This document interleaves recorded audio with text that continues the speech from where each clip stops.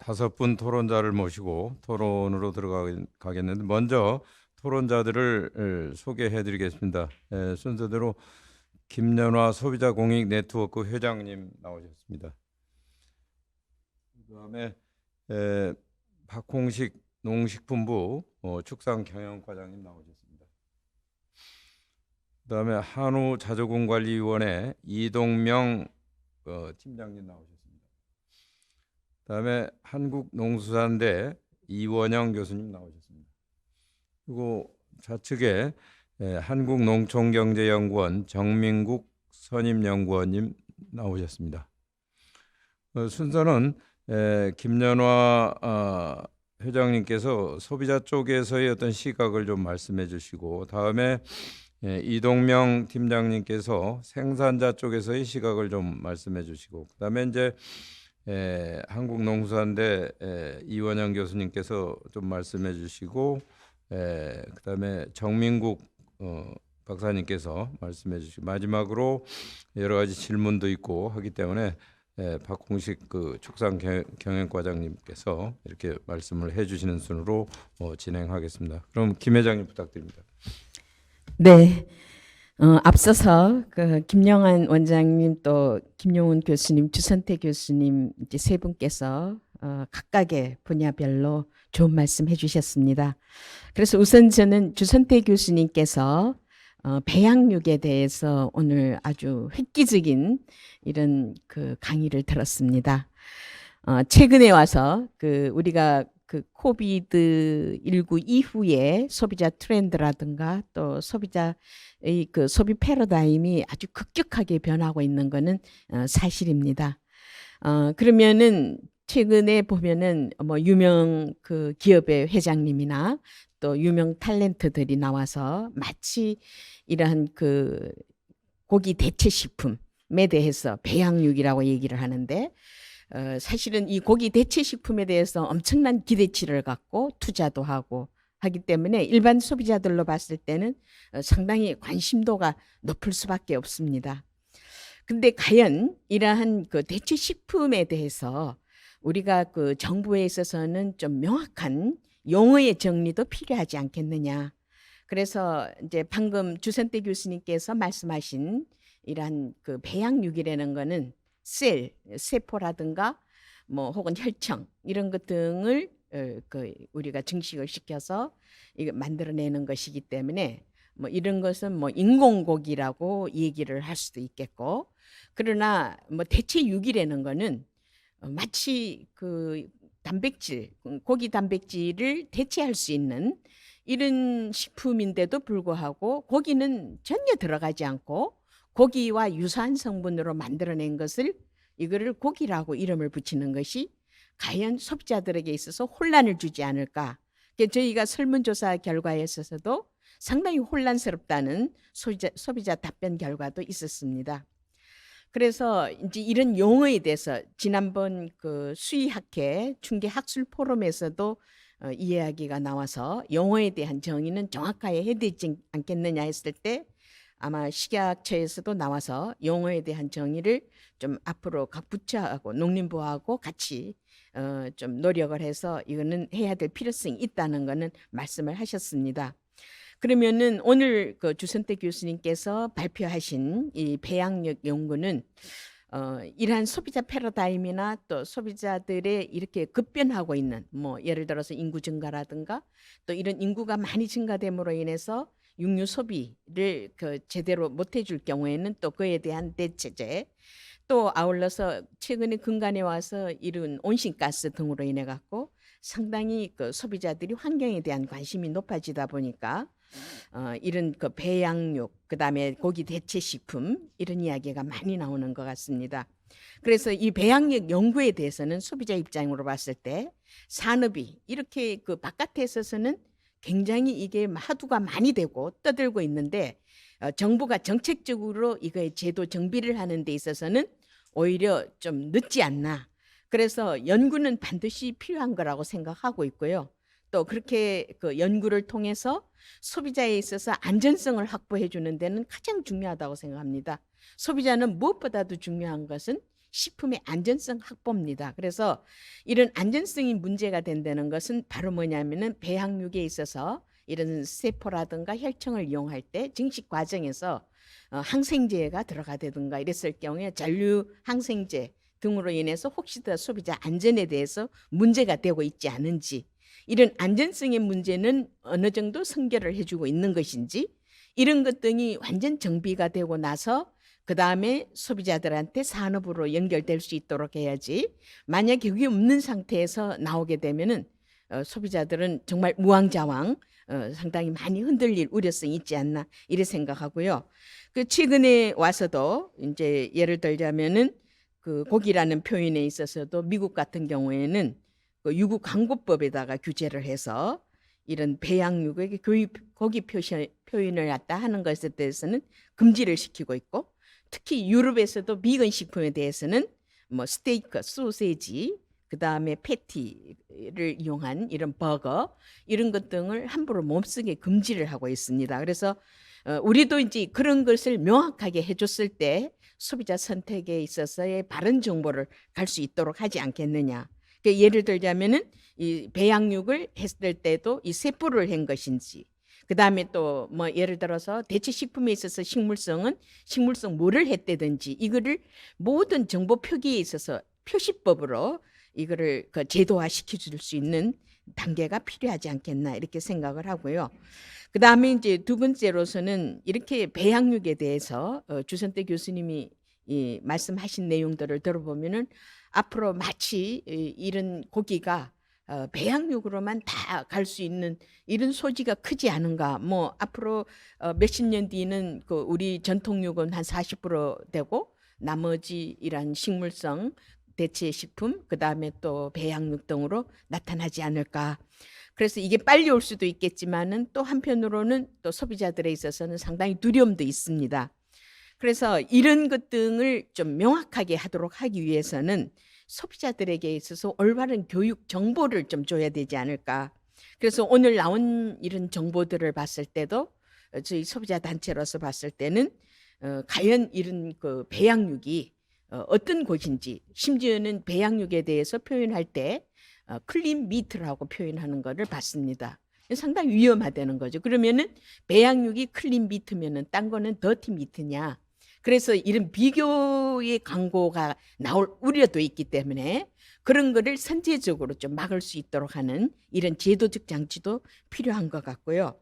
그 다음에 이제 특히 이 배양육이 동물 보호와 또 안전한 먹거리라는 이런 내용들을 자꾸 바깥으로 내놓게 되면은 이런 오도된 정보로 인해서 소비자들이 또 자칫 잘못하면은 선택에 있어서 상당히 그 혼란이 올 수 있기 때문에 그런 것에 대해도 제도적으로 좀 식품 표시 기준이라도 뭐 지금 아까 주선태 교수님께서는 농림부에서 이거를 획기적으로 좀 주관을 좀 할 수 있는 이런 것이 필요하다고 얘기했는데, 어쨌든 이 주무부처가 어디 농림부든 식품부든 국민의 안전을 우선적으로 할 수 있는 이런 역할이 빨리 나와야 된다는 거죠. 그래서 그런 것 등이 정비가 될 수 있도록 해주고, 나아가서는 우리의 전통적인 동물성 단백질인 이런 고기에 대해서 저는 딱 순간적으로 이런 머리에 떠올랐습니다.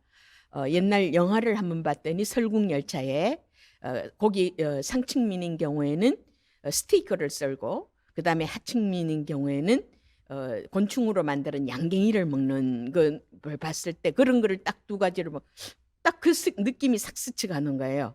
과연 우리 소비자들에 있어서도 과연 앞으로의 고기를 이런 전통적인 동물성 단백질을 어떻게 섭취를 해야 되고, 또 이런 단백질의 우수성은 어떤 것이고, 이런 것 등이 제대로 좀 인식이 될 수 있도록 농림부에서도 좀 노력을 많이 해서 완전 단백질로의 비타민 무기질이 많고, 또 인위적으로 인공적으로 뭐 세포를 했든 뭐 혈청을 했었던 이런 배양육과 어떤 비교의 차이점이 있는 것인지를 차별화될 수 있는 이런 정보를 소비자들한테 정확한 정보를 해서 소비자들이 바르게 갈 수 있도록 하는 이런 그 과정이 좀 꼭 필요하다는 것을 말씀드리면서 그에 대한 준비를 부탁드립니다.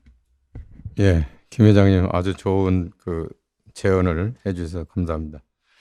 그러면 이어서 이동명 팀장님으로부터 또 축산업계 쪽의 어떤 시각을 좀 들어보도록 하겠습니다. 부탁드립니다. 네, 안녕하십니까. 한우자조금관리위원회 재직하고 있는 이동명 과장이라고 합니다. 일단 세 가지 주제에 대해서 정말 잘 들었습니다. 먼저 이번 농업 농촌의 길 주제에 맞게끔 말 그대로 충격이고 그리고 담대한 대응이 필요한 주제를 세 가지를 선정을 해주셔가지고 또 담대한 대응이 될지 사실 좀 저 개인적으로는 사실 의문입니다.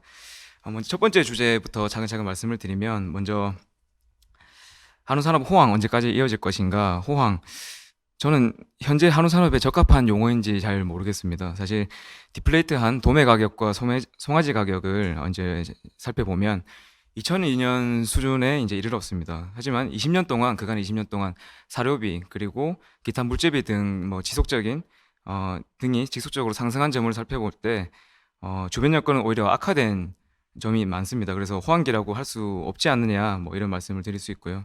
그리고 가격 상승에 대한 경력 수익성의 경우에는 이제는 분석을 좀 달리 할 필요가 있는 것 같습니다. 옛날에 이제 비육 번식 구조에서 지금 이제 일관 사육 구조로 최근 몇 년간 상당수가 변화된 점을 봤을 때 조금 수익성 분석을 재설계할 필요가 있다라고 말씀을 드리고 그리고 호황 요인으로 분석에도 나타나 있는데 수입 증가와 한우 고기 수요 증가가 동시에 진행되고 있다는 점에 조금 주목할 필요가 있는 것 같습니다.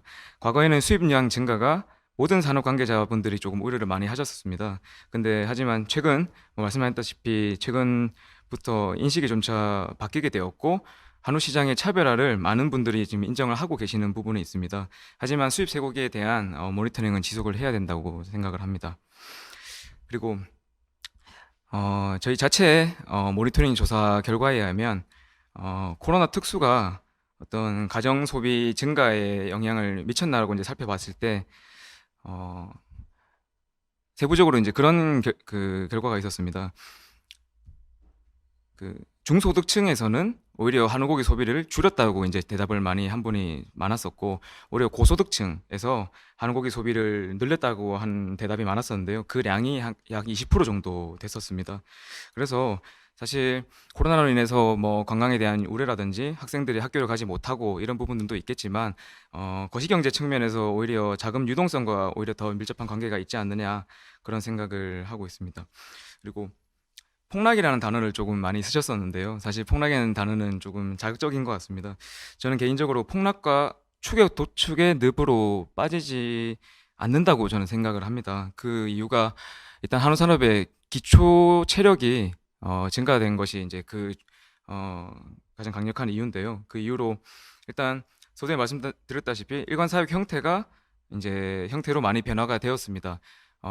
일단 저희 자체적인 이제 분석에 의하면 두수 기준으로는 약 70% 그리고 농가 기준으로는 약 40%가 일관 사육 농가라고 이제 지금 저희는 이제 바라보고 있는데 그만큼 시장 변화에 따라서 조금 충격을 흡수할 수 있는 그런 체질이 좀 좋아졌다라고 먼저 말씀드릴 수가 있고 그리고 한우 농가의 정보력이 고도합니다.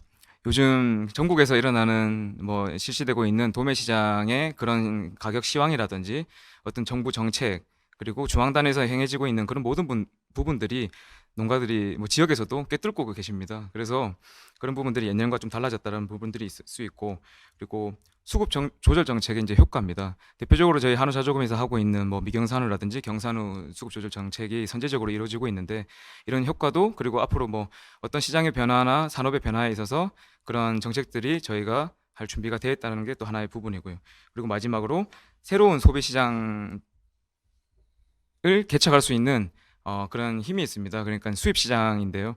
2015년에 김영란법이 되면서 어떤 수출에 대한 그런 부분 이제 요구 때문에 홍콩에 수출을 하기 시작했고 초기에는 뭐 연간 60톤 정도 수출했었습니다. 근데 지금은 국내 가격이 상승하다 보니까 수입량이 줄어들었지만 해외 시장에 대한 공략을 충분히 해서 그런 부분들을 좀 해소시킬 수 있다라고 말씀을 드리고 싶습니다. 그리고 마지막으로 뭐 수급 조절 정책의 이제 대안으로서 송아지 생산 안정제를 말씀하셨는데요. 사실 송아지 생산 안정제는 제 개인적으로는 사육두수 조절 수단보다는 오히려 생산 기반 유지 측면에서 좀 바라봐야 된다고 생각을 합니다. 그래서 오히려 송아지 생산 안정제가 아니라 다른 수급 조절에 대한 기타 정책을 좀 제안해 주셨으면 좀 더 제가 토론을 할 수 있을 내용이 더 많지 않았을까 이제 싶습니다.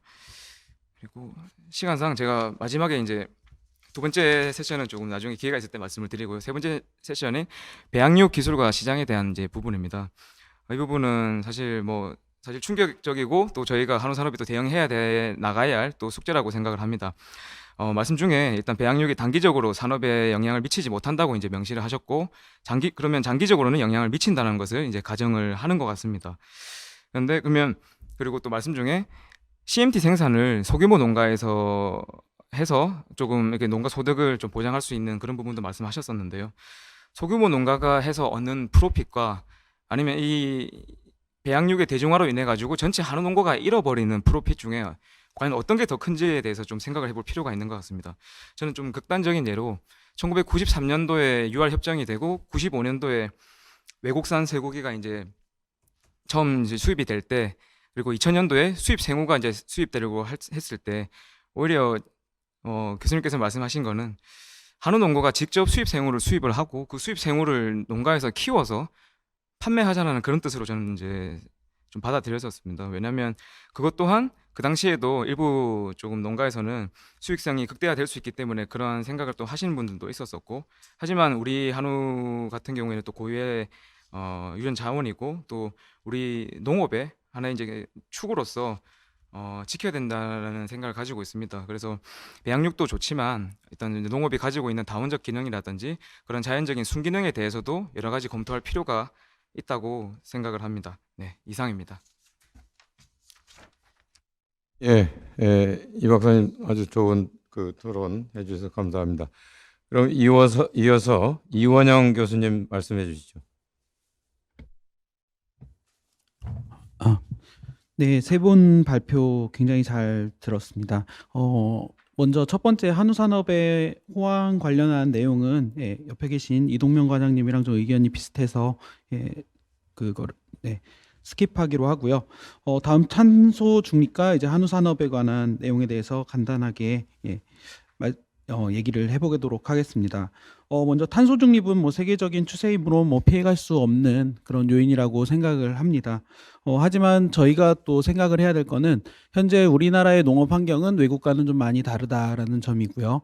전체적인 국토 면적의 어떤 자금으로 인해서 밀집 사육을 할 수밖에 없고, 또한 사료도 거의 대부분이 외국에서 공급을 받는 그런 현황을 갖고 있기 때문에 이미 조금 우리나라 축산 환경은 외국에 비해서 상당히 좀 어려운 상황이다.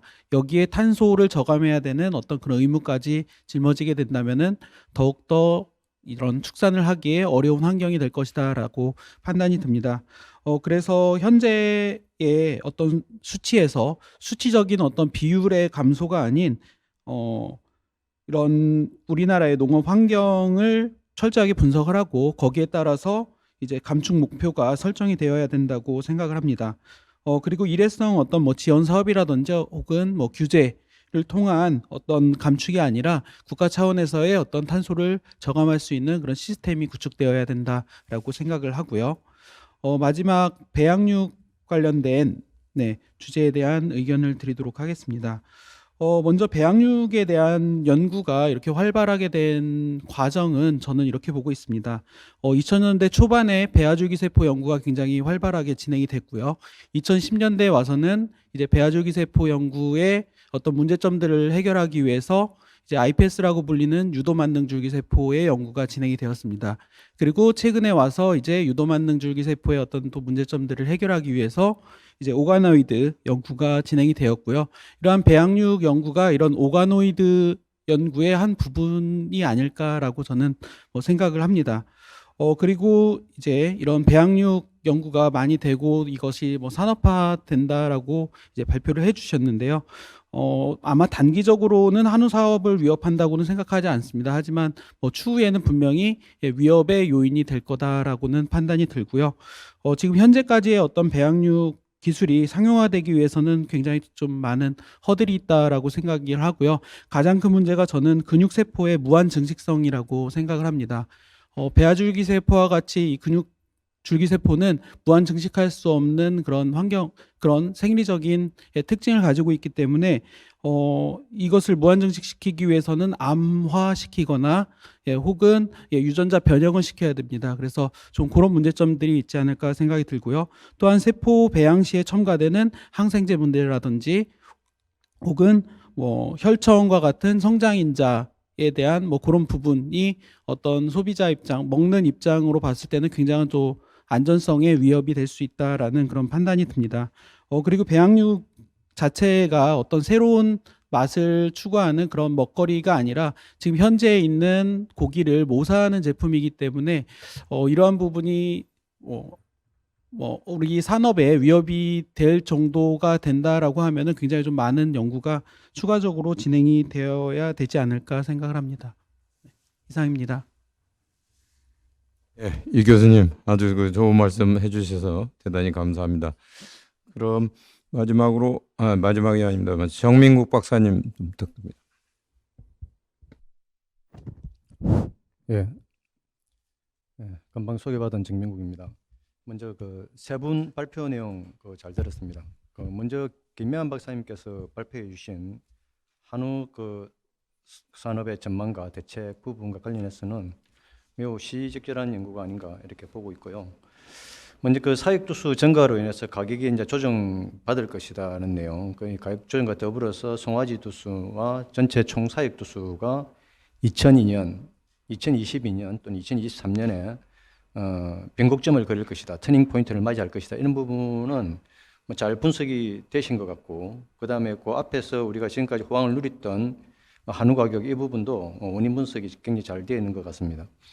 근데 이제 전망과 관련해 가지고 가격 조정 부분을 이제 우리 코로나로부터 일상생활의 정상화를 언제로 보는가에 따라서 시나리오 분석을 이제 이렇게 하셨는데, 지금 이제 우리나라의 일상생활의 정상화라는 것을 코로나 특수가 이제 사라진다는 부분을 강조를 해주시는데, 다른 한편을 보게 되면은 외식 수요가 다시 회복된다는 측면도 있습니다. 그러면은 우리가 가정 소비와 외식 소비의 비중이 어느 정도 되는지에 대해서도 관심을 좀 가질 필요가 있는데, 이 부분은 공식적으로 비중이 발표되는 건 없습니다만은 축산물 품질 평가원이나 과거 선행 연구를 좀 종합해 보게 되면은 외식 비중이 한 29%에서 한 30% 정도 차지합니다. 그렇다면은 코로나 특수가 사라지는 부분과 관련해서는 수요가 줄어드는 부분이지만은 외식 수요가 다시 코로나 이전으로 회복된다는 측면에서는 또 수요가 일부 또 증가되는 부분이기 때문에 이 가격을 조정받는 지금 현재의 기울기는 외식 수요를 좀 고려를 하게 되면은 기울기가 지금보다는 조금 더 원만해지지 않겠나 이렇게 보고 있습니다. 그리고 이제 송아지 가격도 이렇게 조정받는 부분은 지금 이제 번식 농가의 고령화로 인해 가지고 자연적으로 번식 그만두시는 그런 농가들이 굉장히 많습니다. 그래서 그 부분에 대한 공급은 일간 사육 농가, 번식과 비육을 겸하는 일간 사육 농가로 굉장히 빠르게 이렇게 전환이 되고 있는데, 일종의 이제 송아지 수요의 내재화라고 이렇게 볼 수 있습니다. 그렇기 때문에 과거와 같이 송아지 가격도 과거만큼 이렇게 급격하게 조정받지 않을 수 있다는 생각이 듭니다. 그리고 이제 대책과 관련해 가지고 송아지 생산 안정제를 이제 말씀해 주셨는데, 앞서 발표하시다시피 송아지 생산 안정제의 도입 목적은 외환위기 때 사료 가격은 2배로 뛰고 비육 수요가 급격하게 줄어들므로 인해 가지고 40만 원이 붕괴된 적이 있고, 총 사육주수도 140만 대가 붕괴됨으로 인해 가지고 송아지 생산 안정제가 도입됐습니다. 그래서 송아지 생산 안정제 도입되고 난 이후에 굉장히 빠른 속도로 번식 기반이 확대되면서 어떻게 보면 송아지 생산 안정제 도입 목적은 그때 당시에 상당 부분 이미 목적이 달성되었다. 그렇기 때문에 송아지 안정제의 도입의 목적은 달성되는데도 불구하고 이 제도를 통해서 계속 수급과 연계돼서 운영을 하다 보니까 이 제도가 도입의 목적과 달리 운영됨으로 인해서 굉장히 한계를 많이 가지지 않았나 이렇게 보고 있고요. 그래서 지금 중간중간에 송아지 생산 안정제의 어떤 성격을 새로 규명하거나 다른 대안을 찾아야 된다는 목소리도 많이 있었습니다만은 지금까지 이어져 오긴 왔는데요. 이 부분은 가격보험으로 전환되는 게 굉장히 필요하다 이렇게 보고 있고요. 농가가 일정 부분 그 부담하면서 가격의 리스크를 시장에서 이렇게 흡수하는 것에 대해서 정부에서도 좀 적극적으로 검토할 필요가 있다 이런 생각이 듭니다. 예, 두 번째 그 발표해 주신 그 김경윤 교수님 그 이제 발표 내용인데요. 뭐 원칙적으로는 크게 제시하고 있는 내용에 대해서 큰 다른 이의는 없습니다만은 우리가 이제 그 온실가스 특히 한우 부분에서의 온실가스와 관련된 내용은 그 장내 발효 부분이나 가축 분유 처리 과정에서 발생하는 아산화질소, 장내에서 발효되는 어떤 메탄가스 이런 부분이 이제 온실가스의 주범으로 이제 이렇게 계속 지적이 되고 있고 이런 부분을 이제 해소하지 않고서는 뭐 앞으로 한우 산업도 지속 가능성을 확보하기가 한계가 있으니까 이 부분 해결해 나가자는 그런 내용입니다. 그래서 이 부분도 이제 크게 우리가 그 온실가스 배출에 대해서 저감시키는 쪽으로 이렇게 대응하는 방안이 하나 있을 수가 있고 어차피 발생하는 부분을 적극적으로 활용하는 방법이 두 가지가 있을 수가 있는데 일반적으로 보게 되면은 그 저감과 관련해 가지고는 그 우리가 고민해야 될 그 중요한 포인트는 이게 이제 사료 개발이나 그 비육기간 단축 이런 부분이 이제 지금 계속 그 적극적으로 많이 고려되고 있는데 일단은 그 기존에 있는 사육의 생산성을 그 줄이지 않는 이렇게 해치지 않는 범위 내에서 이렇게 그 온실가스를 줄이는 방법 쪽으로 굉장히 고민을 많이 해야 되고 또 그런 쪽으로 나아가야 된다 이렇게 좀 생각을 하고 있습니다. 그래서 지금 우리가 사료가 우리 그 영양학적인 관점에서 보게 되면은 우리 음식과 똑같이요. 그죠? 이제 탄수화물로 구성되어 있고 그다음에 단백질로 구성되어 있고 그다음에 지방으로 구성되어 있는데 탄수화물에 이제 분해가 되는 게 나중에 이산화탄소하고 지방 뭐 그다음에 메탄가스 이렇게 분리됩니다. 그 단백질도 거기서 그 아모니아가 나오고요. 그래서 이제 이게 관련해 가지고 현재 그 사료 쪽으로 이제 저단백 사료 그러니까 단백질 함량을 조절을 통해서 이제 이렇게 그 아산화질소를 줄일 수 있는 쪽으로 이제 고민을 많이 하고 있고 연구가 되는 부분이 있고 그다음에 그 우리 비육기간 단축 아까 앞서 그 말씀하신 정가적 평가 이런 부분 관련해서 연구가 지금 많이 진행되고 있는데 분명히 그 비육기간 단축은 앞에 김명한 박사님 발표 자료에도 보게 되면은 우리나라 그 한우 도축 원령을 이렇게 보게 되면은 전기 분포에서 보면 28개월령, 29개월령, 30개월령에 거의 집중되어 있습니다. 그래서 뭐 한 30개월령의 비육 출하 시기를 한 28개월로 한 2개월 정도만 단축하더라도 전체적으로 메탄가스 발생량을 많이 줄일 수 있겠죠.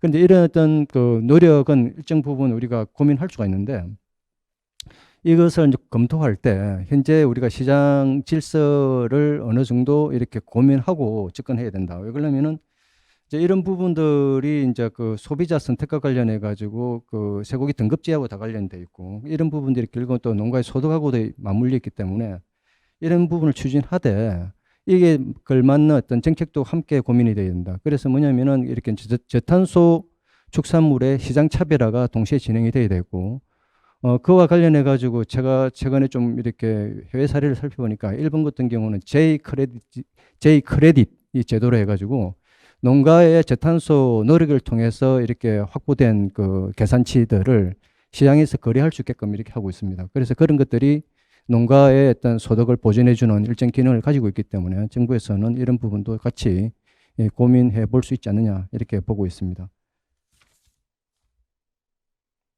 예, 그다음에 그 마지막으로 이제 발표해 주신 주 교수님 해주신 내용인데요. 우리가 이제 배양육과 관련해 가지고는 같이 이제 우리 고민되고 있는 게 큰 틀에서는 대체육인데요. 이제 대체육 부분은 장기적으로는 이 부분이 그 이제 어느 정도 지금보다는 더 활성화되고 수요가 더 증가할 것으로 보는 데는 큰 의견은 없을 것으로 보고 있습니다. 그러나 이런 부분이 이제 축산이라는 어떤 산업의 측면에서 접근할 적에는 사회적 굉장히 컨센서스가 좀 이루어져야 될 부분들이 많고 그리고 이게 이제 기존 농가의 틀 속에서 고민해 보는데도 한계가 있을 것으로 보고 있습니다. 이런 부분들은 전통적인 어떤 축산 생산 양식에서 크게 벗어나 있는 부분들이기 때문에 이 부분을 진짜 축산업으로 봐야 될지 제조업으로 봐야 될지 이런 거는 같이 더 고민하고 넘어가야 할 부분으로 보고 있고요. 그다음에 배양육은 이제 다른 대체육과 달리 이제 식품의 안전성 측면에서도 계속 거론이 많이 되고 있고, 그다음에 경제성 측면에서도 이제 같이 고민을 많이 해야 될 영역으로 남아 있습니다. 그래서 이런 부분들이 종합적으로 좀 검토돼야 되지 않나 이렇게 보고 있고, 이런 부분도 결국은 이제 소비자의 선택과 관련되는데요. 지금 이제 우리나라 한우 소비 기반은 그 쇠고기 육류 그 등급제를 기반으로 해서 이렇게 시장 질서가 형성이 되어 있습니다. 그래서 이런 부분들이 배양육이 그게 조화롭게 이렇게 편입할 수 있느냐, 이런 부분과 연계시켜서 볼 때 많은 한계가 또 있지 않겠나 이렇게 또 생각해 봅니다. 예, 이상입니다. 예, 정 박사님 좋은 말씀 해주셔서 감사합니다. 지금까지 네 분이 코멘트 또 일부는 질문성 코멘트도 있었습니다. 또 정부에 대해서 어떤 그 답변을 듣고 싶어하는 그런 그 코멘트도 있었습니다. 지금 채팅으로 올라온 의견이 2개가 있었는데요. 이걸 미리 말씀드리고 박공식 과장님께 마이크를 넘기도록 하겠습니다. 이 2개 다 그 주선태 교수님께 해당되는 것 같은데요. 메탄 감축 기술로 가능성이 높은 것은 어느 것이 있나요? EU의 30억 그루 나무 심기 계획과 같이 폐경지의 대대적 식림, 이 나무를 심는 이 식림 사업을 하는 것은 어떨까요? 이런 질문이 하나 있고요. 두 번째는 배양육은 배지 문제에 한계가 있다고 하는데 전망은 어떤가요? 이런 그 2가지 질문이 왔었습니다. 그러면 우리 박 과장님께서 지금 3분 발표하신 거, 또 경우에 따라서는 지금 토론자들께서 뭐 정부의 이러이러한 그 정책이 좀 필요하지 않느냐 뭐 이런 견해도 있었기 때문에 이런 걸 포함해서 박 과장님께는 한 5분 정도 시간을 드릴 테니까 좀 말씀을 해주시기 바랍니다. 예, 잘 들었고요. 우선 한우 수급 부분 문제를 말씀드리겠습니다. 전반적으로 저희 농촌경제연구원도 그렇고 모든 연구 부분에서 이렇게 보면 전반적으로 지금 계속 사육두수가 증가할 것으로 전망이 되고 있고요. 저희도 그렇게 보고 있고, 이러다 보면 한 24년경쯤에 도축 물량이 한 100만 두 가까이 이렇게 증가하는 그런 상황으로 이렇게 전망을 하고 있습니다. 그러면서 가격이 좀 하락할 우려들을 지금 전망치들을 내놓고 있는데요. 이런 부분에서 시장에 대응하면서 저희가 할 수 있는 부분들이 좀 정확하게 관측을 할 필요가 있는 것 같습니다. 그래서 저희가 이 생산자 중심의 이제 자율적인 수급을 강화시키기 위해서 관측 기간에 대한 확대라든지 관측 정보의 정확도를 제고하는 이런 부분들을 지속적으로 지금 추진해 나가고 있고요. 또 이 실질적인 이 실행 부분에 있어서는 이 주체들의 논의가 좀 법적으로 좀 격상시킬 필요가 있다. 이래서 저희가 수급조절협의회를 법적기구로 좀 격상도 시켰고요. 그러면서 아까 이제 우리 김병호 박사님께서 암소 감축이 지금 시기에 좀 어렵다, 좀 위험하다, 이런 표현을 하셨는데 저희는 이게 지금 연착륙에 일정 부분 필요하다고 봅니다.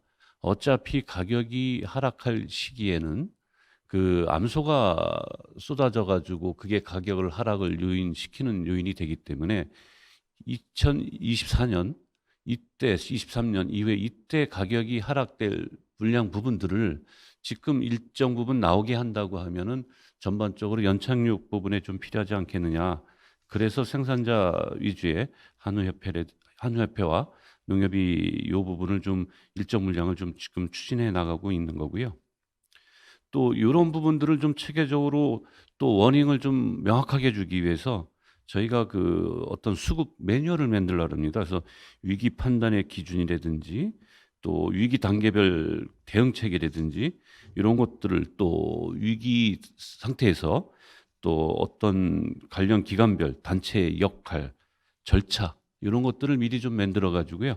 그런 하락기에 대응할 수 있는 이런 부분들을 이렇게 준비해 나가고 있다 말씀드립니다. 그래서 지금 상황들은 지금 현재 높은 이런 가격이 형성되다 보니까 사육 의향이 높은 이런 상황에 있습니다. 근데 지금 요런 게 아까 지적도 하셨다시피 코로나19가 좀 진정되면서 사회적 거리두기가 완화되면서 이제 이런 축산물에 늘었던 소비가 좀 빠질 수 있다고 봅니다. 이런 수요 하락의 그 상황에서는 한우 가격도 좀 영향을 받는 그런 부분들이 분명히 있을 것으로 봐지기 때문에 우리 농가들도 이런 중장기 경영 안정 방안에 대해서 좀 고민하고 실천할 필요가 있고요.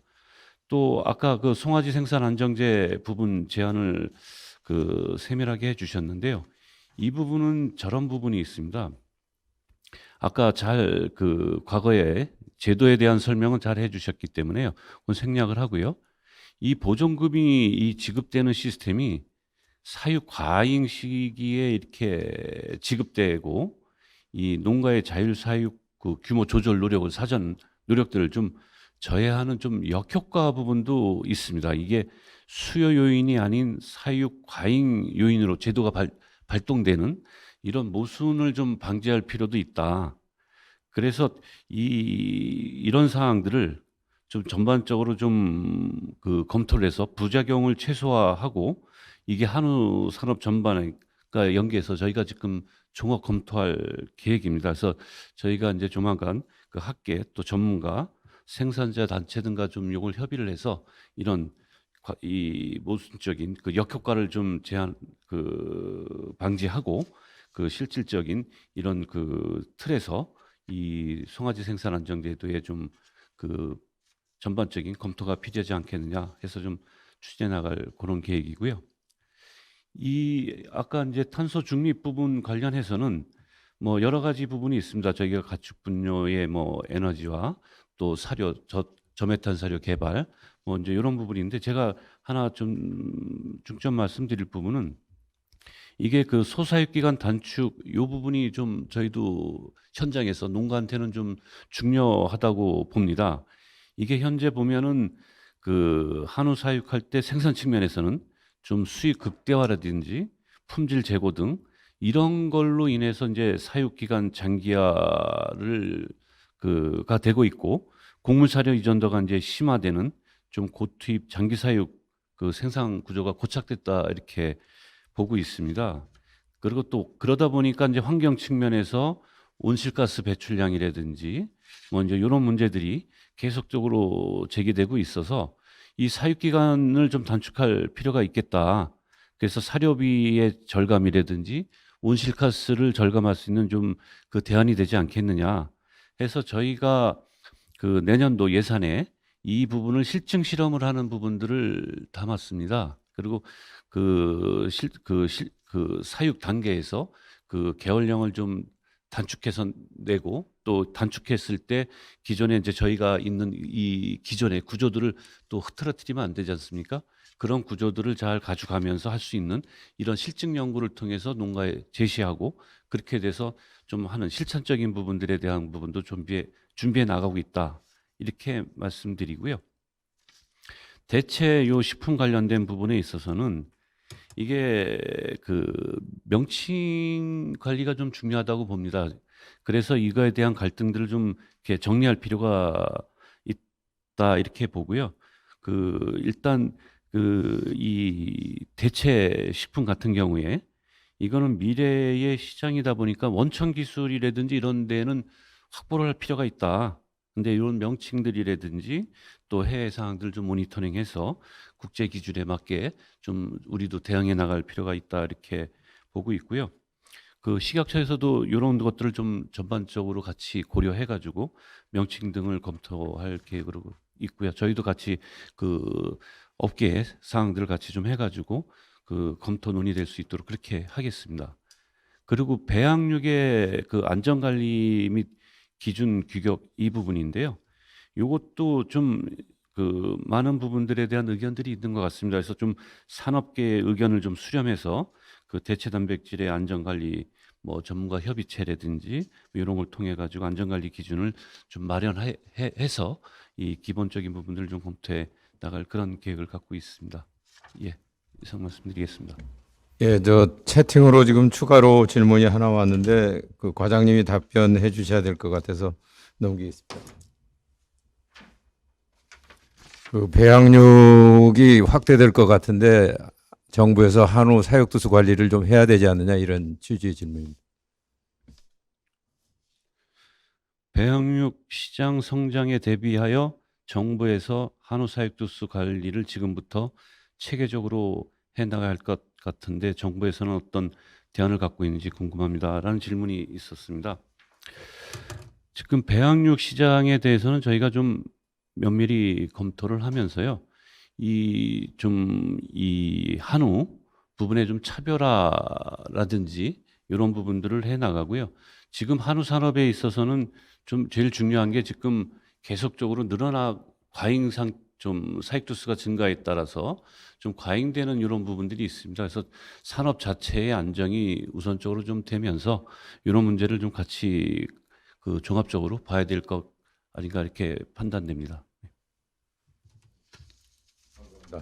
네, 그러면 시간이 뭐 거의 다 됐습니다만 발표자들께 2분 정도 시간을 드릴 테니까 어떤 질의랄지 또 충분히 설명을 못한 이런 부분들을 좀 요약해서 말씀을 해주세요. 김명환 박사님부터.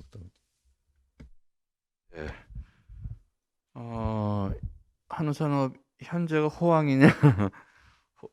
저는 호황이라고 보는데 7년 동안 계속 소득도 늘고 사육도수도 늘고. 그러니까 2002년은 값은 높았지만 굉장히 그때 사육도수도 굉장히 적은 때였죠. 그래서 그때는 불황의 그런 끝점이었고 지금이 호황의 끝점이 아닌가. 그래서 지금 정책이 지금 그러니까 호황의 끝에서 지금 어떻게 앞으로 나오는 거. 아무튼 언제부터 가격이 떨어질 것인가는 사람마다 이제 예측 방법이나 시각에 따라 다른데 아무튼 저희는 당장 내년부터 떨어질 것 같다. 그리고 크레이 전망 결과는 한 2003년 4년부터 떨어질 것 같다. 그리고 급히 떨어질 것 같다. 천천히 떨어질 것 같다. 그런 모형의 차이는 있지만 아무튼 이제 하락 국면이 언젠가는 곧 시작된 것 같다는 거는 다 지금 일치한 의견이기 때문에 뭐 그런 것이고요.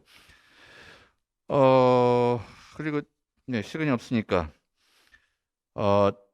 제도로서 지금 그러니까 그겁니다. 지금이 아직까지도 피크에 안 도달했다면 지금 저능력 암소 도축하는 거 괜찮다고 봐요.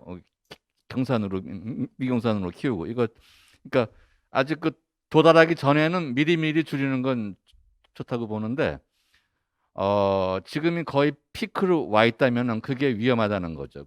그러니까 농가들도 막 지금 불안해하고 있는데 정부까지도 막 낸다 하는 게 정부가 어떻게 가격 사이클을 좀 부드럽게 하는 게 정부의 기능인데 더 절벽으로 만들 위험성이 있다 하는 것이었고요. 송아지 안정제가 이게 수급 정책이라고도 볼 수 있겠지만 저희는 이렇게 봅니다. 이게 산업 정책. 그러니까 이렇게 비육 지금 일반 농가화 많이 됐지만 지금 이게 가격 떨어지면은 그 농가들의 번식 기반이 또 없어질 수 있거든요. 전부 다. 그렇기 때문에 번식 그거를 좀 잘 유지해 가는 그런 산업 정책이지 이게 뭐 소득을 좀 보존해 준다거나 수급을 조절하기 위한 정책이라기보다는 사이클을 좀 줄이고 좀 부드럽게 하는 그런 산업 정책이다. 저는 그렇게 생각합니다. 예, 그 정도로 하겠습니다. 예. 그럼 다음에 김경원 교수님 좀 부탁합니다. 네, 뭐 자료에도 잠깐 나왔습니다만은 영국의 지난주죠. 영국의 글라스고에서 각 국가 정상들이 모여서 이 온실가스 감축에 대한 논의를 한 것이 이제 뭐 저희들이 뭐 COP26라고 그러는데 거기서 새롭게 등장한 게 있습니다. 메탄 선언이라고 해서 그동안에 메탄이 온실가스의 하나지만 요 회의를 통해 가지고 별도로 관리를 하는 어떤 시스템이 국제사회에서 만들어졌고 그래서 그전에는 뭐 좀 전에도 제 자료에서 보면은 4% 우리나라 같은 경우는요. 메탄이 전체 온실가스의 4% 이렇게 얘기했지만 이제 그거를 100으로 보면서 간다는 거죠. 그래서 이런 부분들이 지금 저희들한테 떨어진 하나의 숙제고요. 물론 저희들이 비규제 대상이긴 하지만 점점 어떤 국제사회는 이 축산이라고 하는 먹거리에 대한 어떤 일정 부분 인정을 해주고 있습니다. 비규제 대상으로. 그럼에도 불구하고 하나씩 그 숨통을 쥐어오고 있는 거 아닌가 하는 그런 생각이 듭니다. 그래서 농업 부분, 그러니까 농축산 부분이 아직은 비규제 대상이기 때문에 조금은 어떻게 보면 많이 하지 않았나 하는 생각이 좀 들기는 해요. 저 국제사회가 전체 변해가고 있는데. 그래서 지금 현재 좀 전에 그 저감제라고 하는 얘기도 이제 나오고 그랬는데, 지금 현재로서는 전 세계적으로 NO3라고 하는 어떤 물질 하나가 가장 많이 연구가 되어 있습니다. 그래서 이 화합물이 그나마 뭐 전 세계적으로 이제 그 연구비를 주고 데이터를 모아서 그나마 시장성을 갖고 있는 거지만, 이거조차도 아직 저감제로서의 승인을 아직 못 받고 있어요. 첨가제로서의 승인을. 이런 가운데서 감축을 해야 되는 그런 저희들의 숙제가 주어졌고, 저 같은 경우는 일단 전 세계적으로 가장 실험이 많이 돼 있으니 일단 들여다가 한번 평가를 한번 해보자. 왜? 뭐 우리 기술로 만들면 가장 좋겠지만은 뭐 이미 전 세계적으로 이미 연구가 돼 있고, 물론 돼 있다고 해서 바로 들어오는 건 아니고요. 저희들 데이터를 또 쌓아야 됩니다. 그래서 그렇게 들여온 일단 그 데이터가 축적이 돼야 되는 부분, 이 부분에 대해서 지금 계속 그 농림부에다도 좀 권장을 좀 드리고 있고, 그런 어떤 상황에서 저희들이 아직껏 아무런 기술이 개발되지 않은 상태이기 때문에 국제사회의 이 메탄이라고 하는 부분이 새로운 어떤 화두로 다시 떠올랐고, 아까 말씀드린 것처럼 그런 차원에서 우리가 이런 부분에 있어서 적극적으로 같이 인정할 것 인정을 하면서, 그러면서 물질 빨리 들여올 걸 들여오고 테스트를 해보고 농가들한테 부담이 되지 않는 어떤 방안들을 빨리 만들어 나가야 되지 않나, 그런 생각을 해봅니다. 이상입니다. 감사합니다. 주 교수님 좀 부탁드립니다.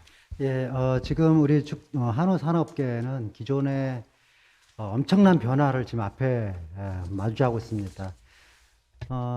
디지털 카메라가 나왔을 때 그 카메라 산업계가 확 바뀌듯이, 스마트폰이 나왔을 때 노키아가 망해가듯이, 그런 시장이 지금 앞으로 우리 한우 산업계 앞에 있습니다. 그런데 식물육과 이 배양육으로 대변되는 이 대체육이 크게 이제 확산될 거라는 것은 이건 누구도 의심하지 않는 그런 거고요.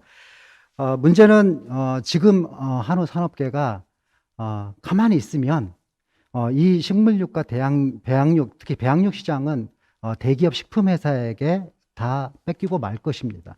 그래서 우리가 준비를 해야 되는 거거든요. 근데 아까 우리가 이제 준비해 나갈 때 이원영 교수님 말씀하신 것처럼 이 불멸화된 세포주, 암세포처럼 무한 증식하는 대부분 이런 방식을 채택하고 있습니다. 외국의 회사들도 마찬가지고 우리나라 대기업 식품회사들도 그렇게 갈 수밖에 없거든요. 그래서 정부는, 제가 오늘 강력하게 좀 말씀드리는 게, 근육 줄기세포를 가축에서 뽑아가지고 키워서 효율성을 땄지만 그렇게 CMT를 만들어내는 방식을 우리나라 방식으로 채택을 해서 가축 사육 기반의 CMT 생산 허가제, 즉 다시 말해서 한우를 키우는 사람들, 농장에서만 CMT가 생산될 수 있도록 강력하게 어떻게 좀 법적으로 좀 그렇게 해야지 우리 한우 농가가 이 배양육으로부터 배양육 시장에서 살아남을 수가 있고요. 거기에 대한 원천 기술 확보를 기업들은 가만히 놔둬도 지금 엄청난 투자를 하고 있습니다. 아까 제가 보여줬던 오사카 대학의 그 기술의 퍼스트 월서가 한국 사람입니다. 누구 사람이냐면 제일제당 식품회사 식품중앙연구소 소속이거든요. 이미 투자를 하고 있습니다. 엄청난 자금과 투자를 하고 있어요. 그런데 만약에 우리가 한우 산업에서 축산 농가에서 이렇게 한다면 저 같은 사람한테 투자를 좀 해서 그런 한우 농가형 기술 할 수 있는 그런 게 이루어져야 한다라는 거죠. 그리고 이 안전성 기준에 관련해 가지고 배지 문제, FVS 성장 성장 호르몬 같은 거, 이런 것들에 대한 투자가 대기업은 다 하니까 정부에서는 우리 지금 이 한우 산업을 보호할 수 있게끔 그렇게 해서 나중에 아까 말씀드린 것처럼 대기업 식품회사하고 우리 한우 축산농가에서 만들어내는 축산농가에서 그렇게 해야지 한우도 키우고 배양육도 만들어냅니다. 그래서 예를 들어서 우리 횡성 한우 같은 경우는 횡성 한우 고기가 있고요. 이거는 고급 제품이죠. 이거하고 횡성 배양 한우 고기가 있는 겁니다. 물론 이 차원이 조금 다르지만 이 두 제품으로 승부를 하고 실제 대기업에서 만들어내는 배양육보다 우리 한우 농가에서 만들어내는 배양육을 소비자가 선택한다면 더 맛있다, 더 좋다, 더 저렴하다. 그러면은 그 시장을 우리 한우 농가가 장악해 나갈 수 있다라는 거죠. 그게 제가 생각하는 그 한우 산업의 지속 가능성입니다. 이에 대해서 정부 측에서 거기에 대한 스터디를 좀 하시고 이렇게 가려면 어떤 법안, 정책, 제도 이런 것들이 필요한가 거기에 대해서 좀 마련해 주셨으면 고맙겠다라는 말씀을 전하겠습니다. 예, 감사합니다. 시간이 뭐 벌써 넘어버렸는데요. 아무래도 좀 아쉽지만 마무리를 해야 될 것 같습니다. 오늘 전체 주제가 한우 산업 전망과 지속 가능한 발전의 길인데요. 여기 지속 가능한 발전이라고 하는 것은 이 한우 산업 전체의 것이기도 하지만 이 한우를 키우고 있는 농가들의 어떤 농가 경제를 어떻게 하면 영세한 농가부터 큰 농가까지 잘 보존하고 또 유지 발전시킬 것인가 이런 것까지 포함된다고 봅니다. 어찌됐건 오늘 논의들을 이 SWOT 강점, 약점, 기회, 위협으로 본다면은 첫 번째 주제는 가격 내지 수급을 바탕으로 한 어떤 한우 수급의 피크가 지금 거의 왔다. 따라서 그러한 측면에서 단기적으로 한우 산업이 지금 위기 속으로 들어가고 있는 것 아닌가 이제 그런 우려를 나타냈고 그 대응으로 한우 산업 송아지 생산 안정제랄지 여러 가지 대응 방안을 또 제시를 해 주셨습니다. 두 번째, 세 번째는 중장기적으로 보면 한우 산업의 또 어떤 그 위험 요인이 될 수 있는 그러한 측면이 있습니다. 그러나 지금 주선태 교수님께서 말씀하셨듯이 이 축산 쪽에서 주도적으로 추진하는 어떤 배양육은 한우 산업의 지속 가능성을 또 새롭게 열어줄 수 있는 여지가 있다. 지금 한우 산업에 육종 농가들이 있습니다. 육종 한 마리 잘 키우면 5천만 원 막 이렇게 받습니다. 그와 같이 한우 산업에서도 어떤 이런 기술력을 바탕으로 해서 스타트업들이 생겨나면은 또는 그러한 축협이랄지 이런 데서 이런 쪽을 주도한다면은 또 새로운 산업이 열릴 수도 있다. 그런 것을 오늘 주선태 교수님께서는 이렇게 제시를 해 주셨다고 봅니다. 어찌됐건 지금 한우 산업은 고령화 또 여러 가지 어떤 노동력의 부족 이런 걸로 인해서 여러 가지 그 밖에도 어려움이 많은데 지금 오늘 토의된 이런 것들을 조금 더 손을 보고 개선하고 해서 한우 산업이 지속적으로 발전할 수 있도록 우리 모두 더 힘을 합쳐 나가야 할 것입니다. 이걸로 오늘 발표와 토론을 모두 마치겠습니다. 여러분들 감사합니다.